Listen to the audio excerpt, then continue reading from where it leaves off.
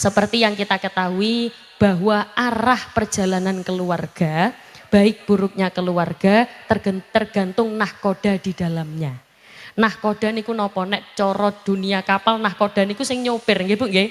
Nahkoda niku sing nyopir kapal. Jadi arah keluarga kemana ini tergantung nahkodanya. Ana wong wedok sakderenge nikah kok apik, bar nikah kok ora tambah apik, salah no nahkodane. Ana wong wedok kok sakderenge nikah nggih mboten sae ya biasa-biasa, dadak mari nikah dadak ngibadahe tambah sae. Berarti sing kudu dilem ya nahkodane. Makanya tugasnya Mbak Fatima niki nggih tugasnya manut kalih bojone. Nek jenengan semerap biasanya lare-lare niku nek sanjang, nek ngendikan wong wedok kudu manut karo sing lanang. Tapi kebanyakan yang terjadi saat ini sing lanang sing manut karo sing wedok. Ya ora manut asline, rada wedi.